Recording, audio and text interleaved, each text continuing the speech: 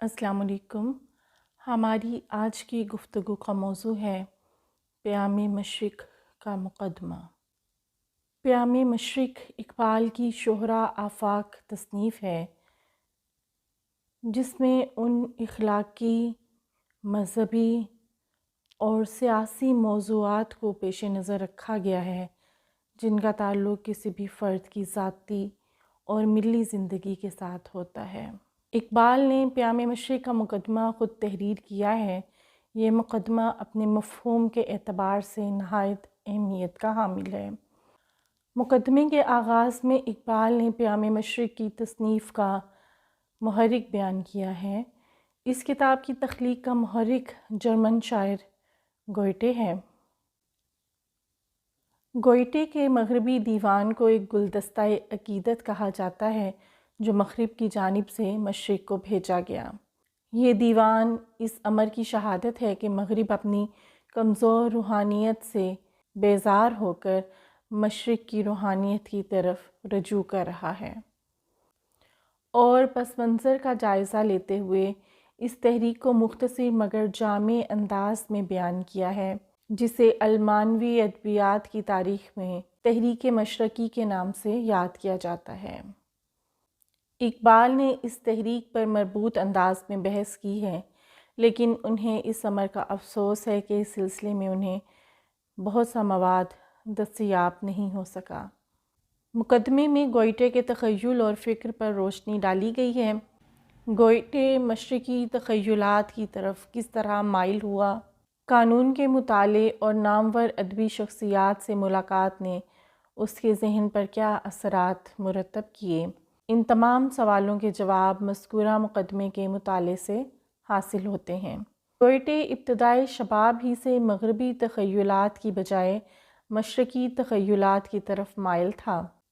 Goethe نے Strasbourg میں، جہاں اس نے قانون کی تعلیم حاصل کی تھی، جرمن ادب کی مشہور و معروف شخصیت ہرڈر سے ملاقات کی۔ گوئٹے پر ہرڈر کی صحبت کے گہرے اثرات مرتب ہوئے، جسے انہوں نے اپنی سوانح میں بھی تسلیم کیا ہے۔ ہرڈر سعدی کی تصنیفات سے خاصی دلچسپی رکھتے تھے اور ان کی طبیعت پر اخلاقی رنگ غالب تھا۔ انہوں نے گلستان کے بعض حصوں کا جرمن زبان میں ترجمہ بھی کیا ہے۔ ہرڈر نے اس ترجمے کے لیے یقیناً بے حد محنت اور لگن سے کام لیا ہوگا، کیونکہ کسی غیر زبان کے ادب کا ترجمہ کرنا آسان کام نہیں ہے۔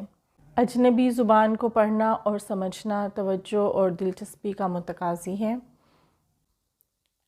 جرمن ادبیات میں مشرقی تحریک کا آغاز حافظ کے دیوان کے ترجمے سے ہوا تھا۔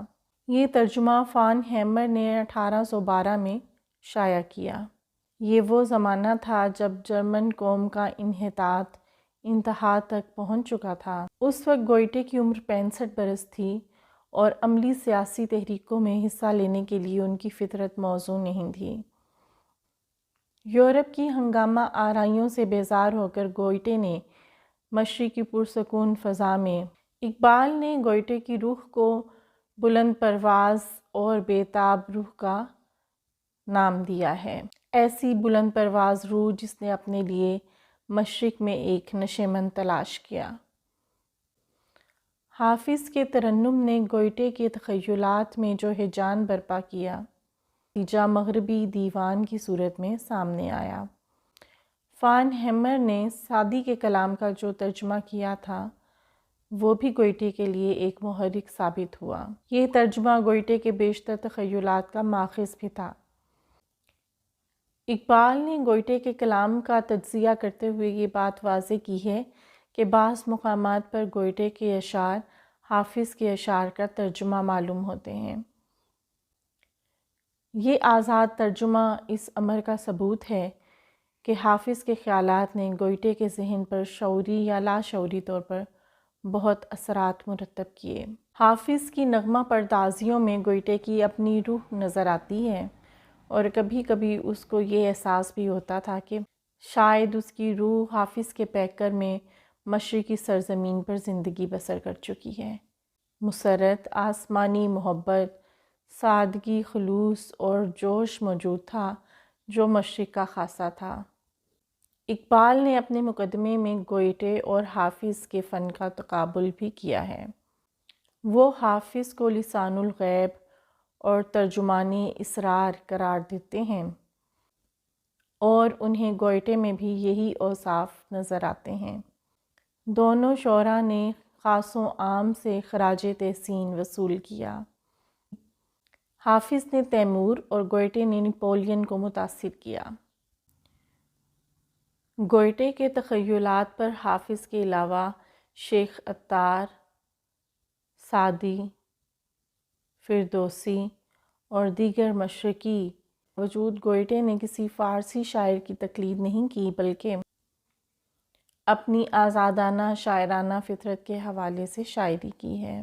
اس کے نزدیک مولانا روم کے فلسفیانہ حقائق مبہم تھے۔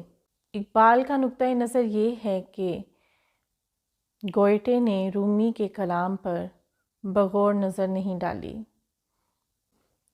گوئٹے نے اپنے مغربی دیوان کے حوالے سے جرمن ادبیات میں عجمی روح ڈالی۔